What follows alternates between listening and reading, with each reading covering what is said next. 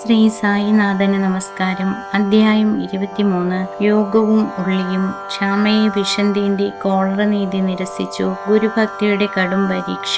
ജീവന് 3 ഗുണങ്ങളുണ്ട്: സത്വം, രജസ്, തമസ്. പക്ഷേ മായയാൽ മറയ്ക്കപ്പെട്ടതിനാൽ അവൻ അവന്റെ പ്രകൃതി, അതായത് പരമസുഖമായ ജ്ഞാനത്തെ മറന്ന് താനാണ് എല്ലാം ചെയ്യുന്നത് എന്ന് കരുതി അറ്റം കാണാത്ത ദുഃഖങ്ങളിൽ സമ്മിശ്രമായി അതിൽ നിന്ന് രക്ഷപ്പെടാൻ വഴിയറിയാതെ കുഴയുന്നു. ഒരു വഴിയുള്ളത് ഗുരുവിന്റെ കാലുകളിൽ ശരണാഗതി അടയുക എന്നതാണ്. സായിനാഥൻ ഭക്തന്മാരെ സന്തോഷിപ്പിച്ച് തന്നിലേക്ക് ചേർക്കുന്നു. നമ്മൾ സായിബാബയെ മുൻപറഞ്ഞ കാരണങ്ങളാൽ ദൈവത്തിന്റെ ഒരു അവതാരമായി കാണുന്നു. ബാബ എപ്പോഴും ദൈവത്തിന്റെ വിശ്വസ്തനായ ജോലിക്കാരനാണെന്ന് സ്വയം പറഞ്ഞിരുന്നു. ഒരു അവതാര പുരുഷനായിരുന്നുവെങ്കിലും ബാബ ഈ ജീവിതത്തിൽ മനുഷ്യർക്ക് മനസംതൃപ്തിയോടെ എങ്ങനെ ജോലികൾ ചെയ്യണമെന്ന് കാണിച്ചു കൊടുത്തിരുന്നു. സായിബാബ ഒരിക്കലും മറ്റുള്ളവരെ പ്രേരിപ്പിക്കുകയോ തനിക്കായി എന്തെങ്കിലും ചെയ്യുവാനോ പറഞ്ഞിട്ടില്ല. സർവചരാചരത്തിലും ദൈവത്തെ കണ്ടിട്ടുള്ള ബാബ അടക്കം പുണ്യമായി കരുതിയിരുന്നു. ആരെയും നിന്ദിക്കുകയോ അപമര്യാദയായി പെരുമാറുകയോ ചെയ്തിരുന്നില്ല. എന്തെന്നാൽ എല്ലാവരിലും ബാബ നാരായണനെ കണ്ടിരുന്നു. സായി ഒരിക്കലും ഞാനാണ് ദൈവം എന്ന് പറഞ്ഞിട്ടില്ല. പക്ഷെ ഒരു കൂലിക്കാരനാണെന്നും മാത്രമല്ല, എപ്പോഴും അല്ലാ മാലിക്, ദൈവമാണ് എല്ലാറ്റിൻ്റെയും ഉടമസ്ഥൻ എന്ന് ഓർമ്മിപ്പിക്കുകയും ചെയ്തിരുന്നു. നമുക്ക് പലതരത്തിലുള്ള സന്യാസിമാരെ അറിയാം. അവരുടെ പെരുമാറ്റം, അവർ എന്തു ചെയ്യുന്നു എന്നിവ നമുക്ക് ഒന്നു മാത്രം അറിയാം. ദൈവാനുഗ്രഹത്താൽ അവർ ഈ ലോകത്തിൽ അറിവില്ലാത്തവരെയും മനസ്സുള്ളവരെയും വിമോചിപ്പിക്കാനായി ജീവിക്കുന്നു. നമ്മളിൽ പുണ്യമുണ്ടെങ്കിൽ നമുക്ക് സന്യാസിമാർ പറയുന്ന ലീലകളും കഥകളും കേൾക്കാനുള്ള ആഗ്രഹം ഉണ്ടാകുന്നു. നമുക്കിപ്പോൾ ഈ അധ്യായത്തിന്റെ മൂലകഥയ്ക്ക് തിരിയാം. യോഗവും ഉള്ളിയും. ഒരിക്കൽ നാനാ സാഹിബ് ചന്ദേക്കറുടെ കൂടെ ഒരു സാധു ഷിർദിക്ക് വന്നു. അദ്ദേഹം യോഗത്തിൽ പതഞ്ജലിയുടെ യോഗസൂത്രമടക്കം എല്ലാം പഠിച്ചിരുന്നു. പരിശീലനം, അഭ്യാസം ഉണ്ടായിരുന്നില്ല. അദ്ദേഹത്തിന്റെ മനസ്സ് കുറച്ചു നേരത്തേക്ക് കൂടി സമാധി നിലയിലായിരിക്കുവാൻ കഴിഞ്ഞില്ല. സായിബാബ വിചാരിച്ചാൽ അവന് നീണ്ട നേരത്തേക്ക് സമാധിയിൽ ഇരിക്കുവാൻ കഴിയുമെന്ന് വിചാരിച്ച് അദ്ദേഹം ഷിർദിക്ക് വന്നു. മസ്ജിദിലേക്ക് ചെന്നപ്പോൾ സായിബാബ ചപ്പാത്തിയും ഉള്ളിയും ഭക്ഷിക്കുകയായിരുന്നു. ഇത് കണ്ടപ്പോൾ അയാൾ ആലോചിച്ചു, എങ്ങനെയാണ് ഈ മനുഷ്യൻ വെറും റൊട്ടിയും ഉള്ളിയും കഴിക്കുന്നത്? എൻ്റെ കഷ്ടങ്ങളെ തീർക്കാൻ എങ്ങനെ ഇദ്ദേഹം സഹായിക്കും? സായിബാബയ്ക്ക് ഇത് മനസ്സിലായി. എന്നിട്ട് നാനാ സാഹിബിനോട് പറഞ്ഞു, ഓ നാനാ, ആർക്ക് ഉള്ളി തിന്നിട്ട് ദാഹിക്കാൻ സാധിക്കുന്നുവോ അവൻ അത് മാത്രം തിന്നണം. ഇങ്ങനെ പറയുന്നത് കേട്ട് യോഗി അത്ഭുതപ്പെട്ടു. ഉടനെ ബാബയുടെ കാൽക്കൽ വീണു തന്റെ ദുഃഖങ്ങൾ തുറന്നു പറഞ്ഞു. അതിനുള്ള പരിഹാരവും ബാബ പറയണമെന്ന് അപേക്ഷിച്ചു. അങ്ങനെ ബാബയുടെ അടുത്തു നിന്ന് വിഭൂതിയും ആശയും വാങ്ങി ഷിർദി വിട്ടു. ക്ഷാമയെ വിഷം തീണ്ടി. ഹേമന്ത് പന്ത് ഈ കഥ ആരംഭിക്കുന്നതിന് മുമ്പ് ജീവനെ ഒരു തത്തയോട് ഉപമിക്കാമെന്ന് പറഞ്ഞു. അത് രണ്ടും ഒന്നു ചേരുന്നതാണ്. ഒന്ന് ദേഹത്തിൽ, ഇനി ഒന്ന് കൂട്ടിൽ. അവ വിചാരിക്കുന്നു അവയുടെ ഇപ്പോഴത്തെ ബന്ധനില അവർക്ക് നല്ലതാണെന്ന്. ഒരു സഹായി വരുമ്പോൾ ഗുരു ദൈവസഹായത്താൽ അവയെ കെട്ടിൽ നിന്ന് വിടുവിക്കുന്നു. അതായത് അവരുടെ കണ്ണുകൾ തുറന്ന് ആദ്യമായിരുന്ന ബന്ധനത്തെ വലുതായി അറിയുകയും നിക്ഷേപിച്ച ജീവിതം തുല്യമാണെന്ന് മനസ്സിലാക്കുകയും ചെയ്യുന്നു. കഴിഞ്ഞ അധ്യായത്തിൽ ബാബ വരാൻ പോകുന്ന സംഭവങ്ങളെ എങ്ങനെ നോക്കിയിരുന്നു. മെർക്കാറിൽ നിന്ന് സംഭവിക്കേണ്ടതും അതിൽ നിന്ന് അദ്ദേഹത്തെ രക്ഷിച്ചതിനും പറ്റിയും കാണിച്ചിരുന്നു. അതിനേക്കാൾ രസകരമായ ഒരു കഥ ഇപ്പോൾ പറയാം. ഒരിക്കൽ ശ്യാമാവിനെ വിഷം തീണ്ടി ചെറുവിരൽ നീറാൻ തുടങ്ങുകയും വിഷം ദേഹത്തിന്റെ മറ്റു ഭാഗങ്ങളിലേക്ക് പകരാനും തുടങ്ങി. വേദന അധികമായിരുന്നതിനാൽ അദ്ദേഹം താൻ മരിച്ചു പോകുമെന്ന് വിചാരിച്ചു. അദ്ദേഹത്തിന്റെ ചങ്ങാതിമാർ വിത്തോബ ഭഗവാന്റെ അടുത്ത് കൊണ്ടുപോവാൻ ആഗ്രഹിച്ചു. ആ മാതിരി സംഭവങ്ങളെ സാധാരണയായി അവിടേക്ക് കൊണ്ടുപോവുക പതിവായിരുന്നു. പക്ഷേ ശ്യാമ മസ്ജിദിലേക്ക് ഓടി തന്റെ വിത്തോബ സായിബാബയോട് ചേർന്നു. ഇത് കണ്ടപ്പോൾ ബാബ ചീത്ത പറയാനും നിലവിളിക്കാനും തുടങ്ങി. ബാബ അത്യന്തം കോപിഷ്ഠനായി പറഞ്ഞു, വൽ ബഹദൂർ പുരോഹിതർ, മേലോട്ട് പോകേണ്ട. അങ്ങനെ ചെയ്താൽ സൂക്ഷിക്കുക.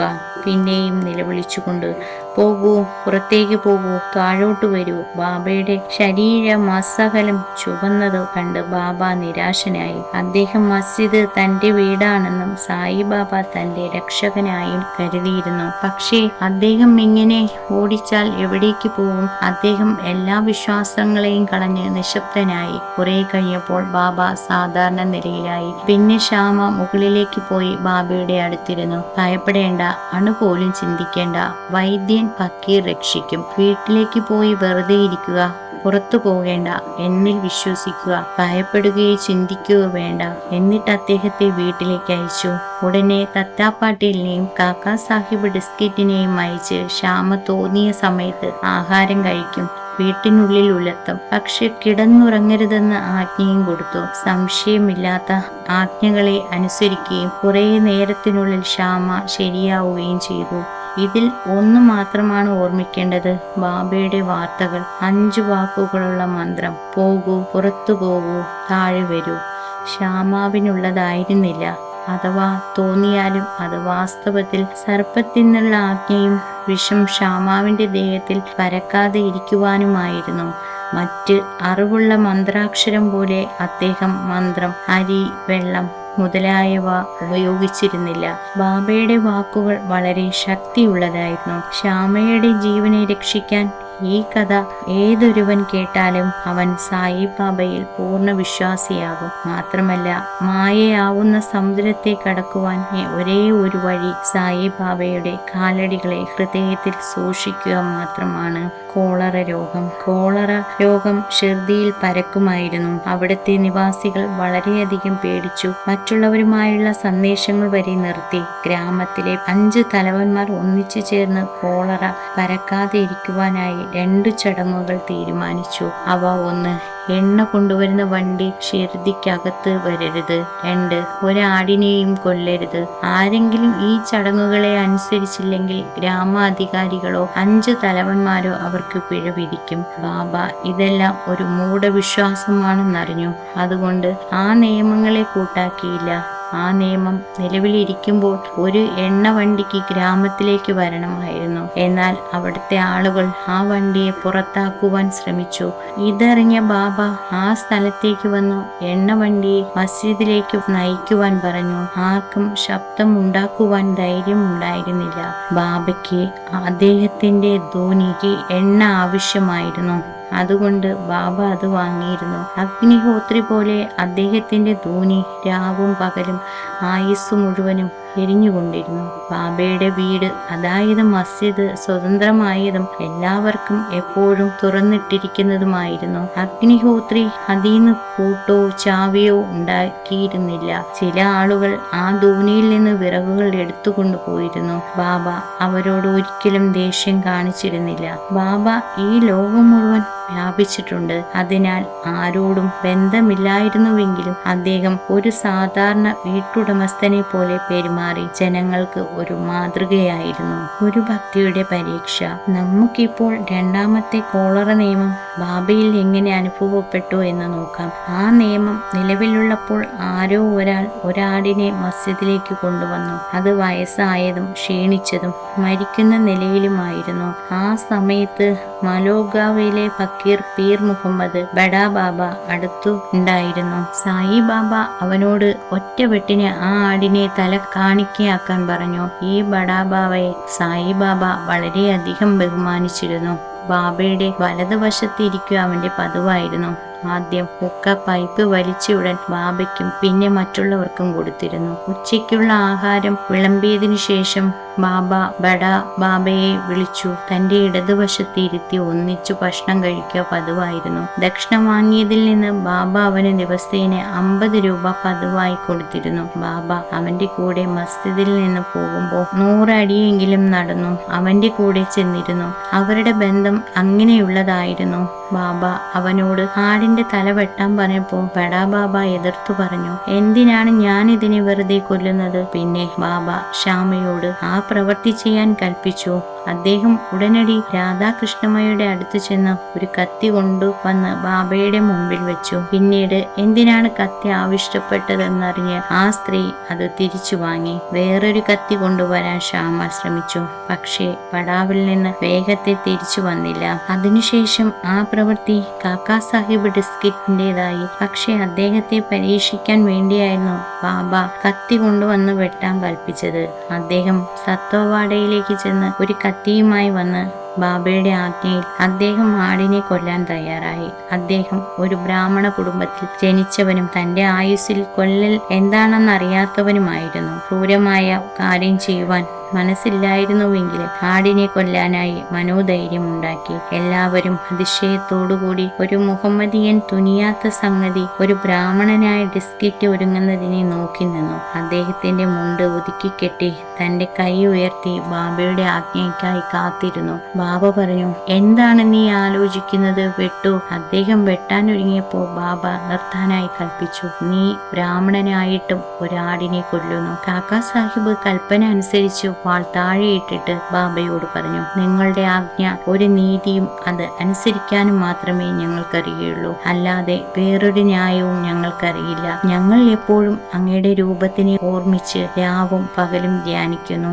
അല്ലാതെ കൊല്ലുന്നത് ശരിയോ തെറ്റോ ഞങ്ങൾക്കതിൽ വ്യാഖ്യാനമോ അതിനെപ്പറ്റി സംസാരിക്കാനോ ആഗ്രഹമില്ല. പക്ഷെ ഗുരുവിന്റെ ആജ്ഞയെ അനുസരിക്കേണ്ടത് ഞങ്ങളുടെ പ്രവൃത്തിയാണ്. അതിൽ പിന്നെ ബാബ കാക്കാ സാഹിബിനോട് പറഞ്ഞു, കൊല്ലുന്ന പണി ഞാൻ തന്നെ ചെയ്യും. ഫക്കീർമാർ ഇരിക്കുന്ന താക്കിയ പിന്നെടുത്ത് ആ ആടിനെ അഴിച്ചുവിടണമെന്ന് തീരുമാനിച്ചു. ആടിനെ ആ സ്ഥലത്തേക്ക് കൊണ്ടുപോകുന്ന സമയത്ത് അത് വീണു മരിച്ചു. ഹേമന്ത് പന്ത് ആ അധ്യായത്തിൽ ഒരു വിവരണത്തോടുകൂടി എത്ര തരത്തിലുള്ള ശിഷ്യന്മാർ ഉണ്ടെന്ന് പറഞ്ഞു മുഴുമിപ്പിക്കുന്നു. അദ്ദേഹം പറയുന്നു, 3 തരം ശിഷ്യന്മാരാണ്. ഒന്നാമത് ഏറ്റവും നല്ലത്, 2 ഏകദേശം സാധാരണമായത്, 3 വളരെ സാധാരണമായത്.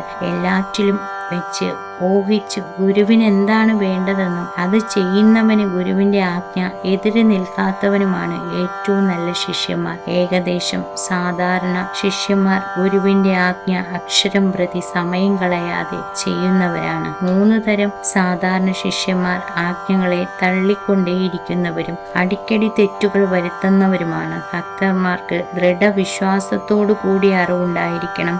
അതോടെ കൂടി ക്ഷമാശീലവും ഉണ്ടായിരുന്നാൽ അവർ ആഗ്രഹിക്കുന്ന ആത്മജ്ഞാനം ബ്രഹ്മം ദൂരെയായിരിക്കില്ല. ശ്വാസം നിയന്ത്രണം, അകത്തേക്കും പുറത്തേക്കും വിടുന്നത് ഹഠയോഗം അല്ലെങ്കിൽ കഷ്ടമുള്ള യോഗ നിയന്ത്രണങ്ങളും ഇതെല്ലാം ആവശ്യമില്ല. ഭക്തന്മാർക്ക് മേൽപ്പറഞ്ഞ ഗുണങ്ങൾ സിദ്ധിച്ചാൽ അവർ ആജ്ഞകൾക്ക് തയ്യാറാവും. അതിൽ പിന്നെ ഗുരുക്കൾ അവരെ ആത്മീയ വഴിക്ക് നയിക്കുകയും അതിൽ തെറ്റില്ലാതെയാക്കി തീർക്കുകയും ചെയ്യുന്നു. അടുത്ത അധ്യായത്തിൽ നാം ബാബയുടെ രസകരമായ പല കാര്യങ്ങളെക്കുറിച്ച് വിവരിക്കുന്നു. ആമീൻ. ശ്രീ സായിനാഥന് നമസ്കാരം. എല്ലാവർക്കും നിർവൃതി ലഭിക്കട്ടെ.